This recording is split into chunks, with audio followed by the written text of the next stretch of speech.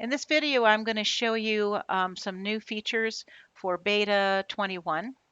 The release just came out last night.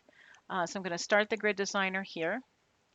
If you have a tab open, you want to save your work and hit the refresh button or go to help reload. And that will reload and make sure that you have the current software. So after you've reloaded your tab, or if your tab was closed and you open a new tab, then that's perfectly fine. That'll do the same thing.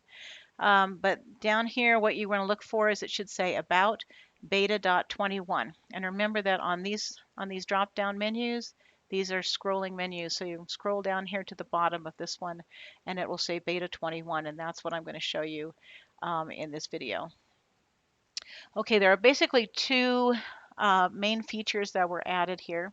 The first one is palette groups. So to get there, I'm going to go from project to palette, and that's going to bring up this select palette dialog.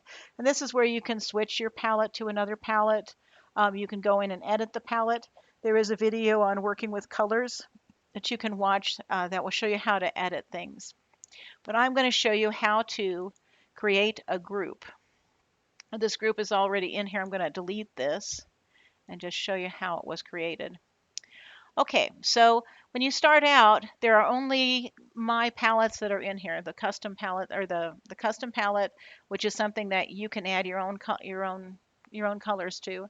And then there's a bunch of predefined palettes for all kinds of different things. Embroidery floss, diamond painting, these general ones here they're not attached to any yarn or any particular craft. They're just gatherings of colors, groupings of colors that I thought went to work together well. There's rug yarns here, and then there's regular yarns. This is weight 3. There's weight 4 and weight 5 yarns.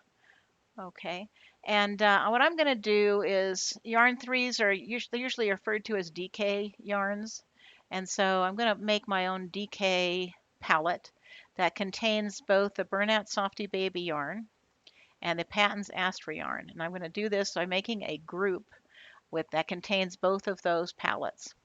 So to create the group, we go down here and we click on this Create Group button. Now, if you have already created groups and you have a group set up here, then this button will not show. You have to click on a regular palette, one of the original palettes, and in order to start the group. So we're going to click on Create Group. And now we're going to give it a name, DK Group. Okay. And then whatever is selected up here,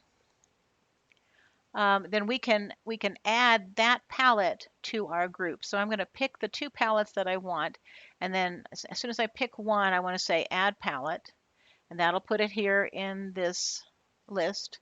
If I don't want something in this list, I say Remove it, like that, so I can add it, and that's taking the one that's selected up here and putting it in there. Then I'm going to click on Patton's Astra yarn, and then I'm going to say Add that to the palette. Okay. Then I'm going to say Create Group. Okay, there's my group, right? Okay, and now this group contains both colors, both sets of colors from the two palettes. Now, if a color is exactly identified as exactly the same, color hex code, then and it's in both groups, then you're only going to see one of them. It'll choose one of them to use, but they're equivalent in that sense. If you show the labels on these colors, then the way you can tell which yarn is in which group is that it has the abbreviation here on the color name that indicates the original palette that it came from. So this white here represents Patton's Astra yarn, and this white here is coming from the Bernat Softy Baby yarn. And this is Patton's Astra, this is Bernat Softy Baby. So you can see that those abbreviations vary as you go through there. Those are the two groups of colors coming together from each palette. Okay, and then notice that in this list now, there are also abbreviations here so that every palette you can see what its abbreviation is. So if we scroll down here to the yarns that we used, we have Burnett Softy Baby, which says that it's BSB, that's its abbreviation, and Patents Astros PA. So these abbreviations are defined in this list. Now, when you print your pattern out or you print out a PDF or whatever, if you're using a group, then it will tell you the group name and it will give you the list of the yarns here in that printout. Give you the list of the yarns with their abbreviations, and then the color names are going to be like this, so you'll know which yarn is coming from which original palette. Now you can edit this group just like you can any other palette. From this point on, this group works like any other palette that has ever been defined in here. You can go in and edit it, and there's a whole video on that.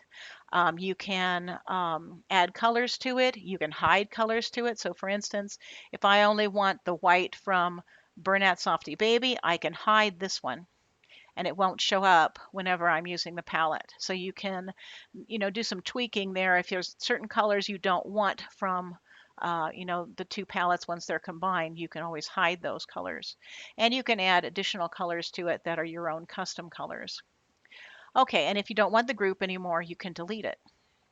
Now, I just wanted to let you know that once you create a project that contains the group, then the group definition is saved with the project. So if I were to create a project with this group, and then later on I forgot about it, and I went in here and I deleted the group, you can do that with this delete group button. And then later on I went and opened up the project again, which was referencing the group, then the group will get recreated. So you don't have to worry about keeping your groups around. You can delete them. And if you have one saved with a project somewhere and you open that project later, it'll automatically recreate the group for you in the palette list. Okay, so we can use this palette just like this group palette, just like any other palette.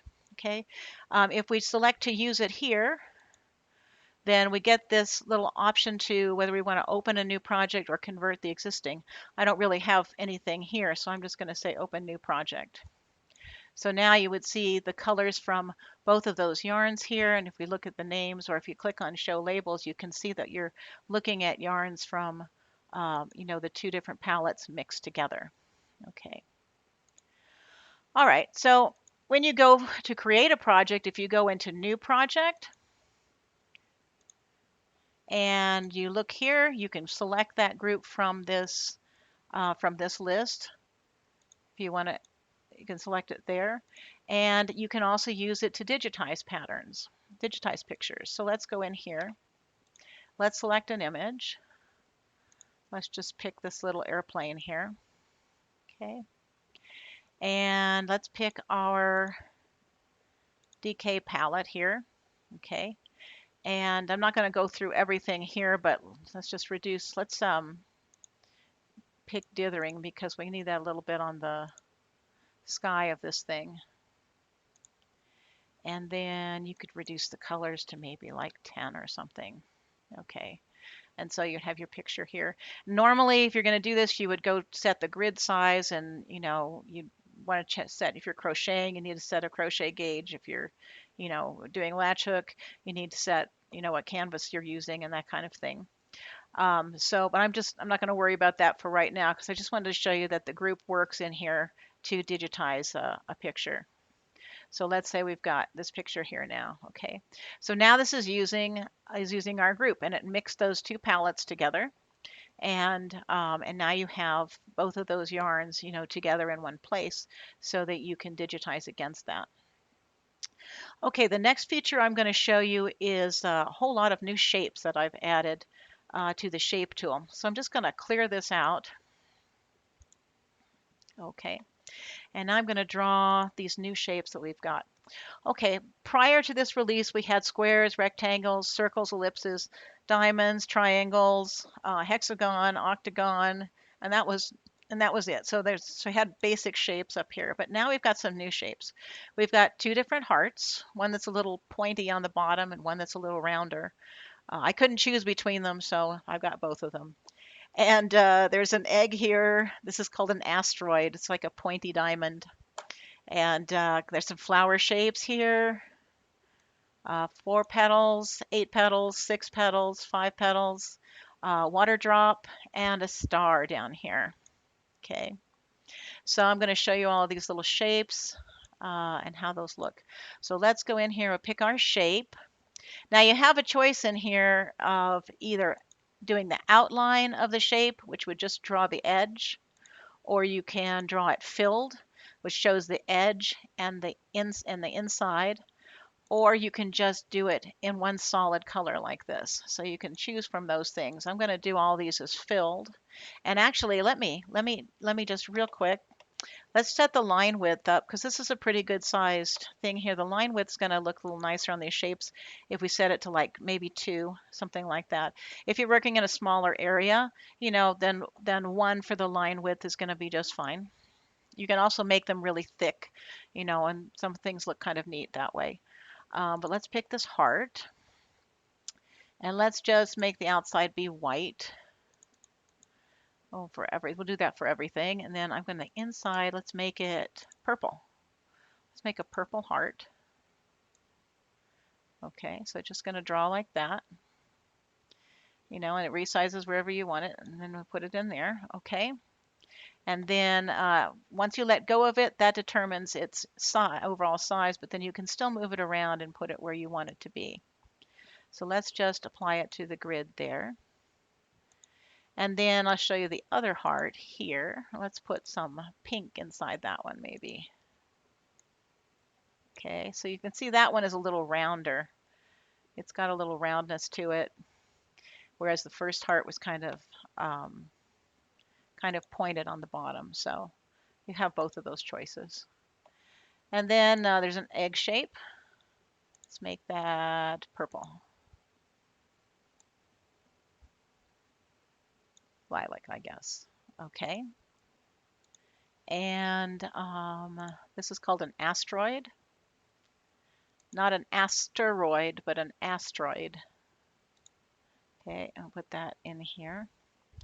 Okay, and then you can, wiggle these around and you can make them a lot of different possibilities for the shapes there. You can also stamp these across here. Okay, let's go out and pick, here's a flower shape. Let's put something like a flowery color in there. Maybe a nice lilac. Okay, so here's my flower. And let's put, okay, so there's 2 that are 4 petals. This one is oriented one direction. This one is rotated 45 degrees from that. So let's pick that one and we'll make it maybe pink in the middle instead. U shape.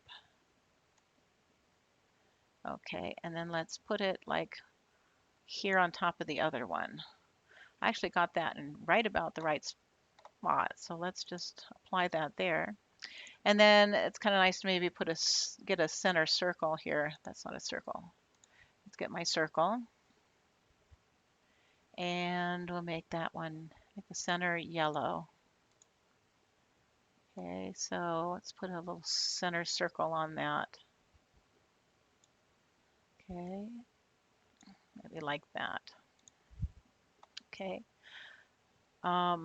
Then there are some other flowers here. This one has 8 petals. Let's just go through these really quickly here. We'll pick a different color for this. So there's one with 8 petals. These have 6 petals.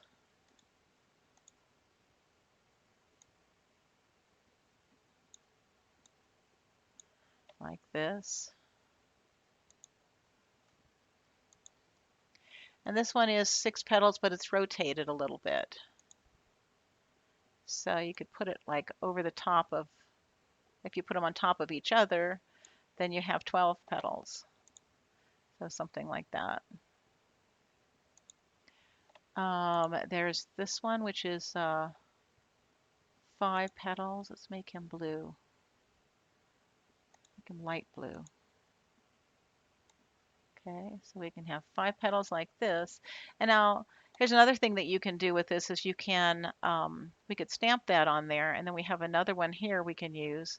And with the 5 petal one, if you flip it upside down, the second copy of it, and then put it on top of the other one, you can get 10 petals that way. Okay, so you can get that. And then water drop. Put some rain coming down here.